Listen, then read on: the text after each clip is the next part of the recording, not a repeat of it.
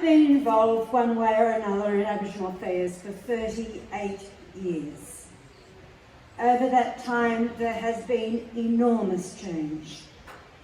Change that has come about not because of the largesse of governments, but through the bravery and the actions of First Nations people. The advocacy and, in many instances, the sacrifice of our people. The bravery of those that faced the police on the streets of Redfern in the 60s. Those that in the cold of a Canberra winter sustained the tent embassy in 1972. That old man Lingiari that took on Lord Vestey to bring his people into the light. The people that protested against the mining giant at Lukembar. People who stood tall during the deaths, the Royal Commission into deaths in custody and the bicentennial. People who crossed bridges in their thousands, of unsung heroes who will never be on the 6 o'clock news, but they are the true heroes. To Barb Shaw and the Tangentyere Women's Council, and your bravery for addressing one of the great scourges of our community, domestic and family violence. And that is Jonathan Thurston here, the bravery of the Indigenous players that have stood up to the establishment and asserted our sovereignty.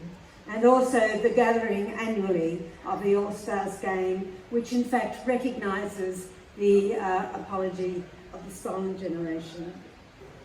Some have become household names, Mabo, Lowacha and Goods, but most will not, and these are our true heroes.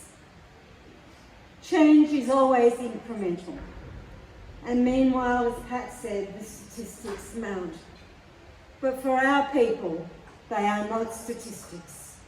They are our aunties, our uncles, our mothers and fathers, grandmothers and grandfathers, our cousins, our nieces, and our nephews. They are real people. One of the most remarkable days of my life was in February in 2008. And as Anthony Albanese, who just gave the speech in the Parliament after the Prime Minister, said it was one of the brightest days, is when there was a sorry said just over there in that chamber. It allowed this country to breathe again. There was a national exhaling of breath. In this building, the Prime Minister said sorry and announced a decade to close the gap in the 7 areas, and in one of those areas, a generation. And it hasn't happened. We know today from the report that just 2 of those targets are on track. So as we embark everyone on another decade, First Nations people, despite the setbacks and disappointments, stay involved and stand ready to be involved. Enormous generosity, Pat, and incredible bravery. But it does have to be different. It has to be. I want to believe that we are on the cusp of doing business differently. We must.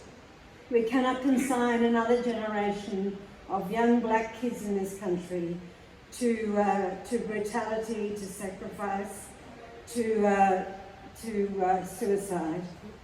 There has to be a new way forward. The Coalition of Peace, along with the Australian Government, have forged a historic agreement, and I absolutely acknowledge that, Ken and Pat, and other members of the Peace. I see many of you here. For our non-Indigenous friends here, our fellow travellers, understanding that dispossession, the removal from country, did not just stay in the past. It walks with us absolutely still. I say that particularly to my parliamentary colleagues. I know that you wouldn't be at that lunch if you didn't absolutely understand that. The consequence of past wrongs have transcended generations and can still be felt today.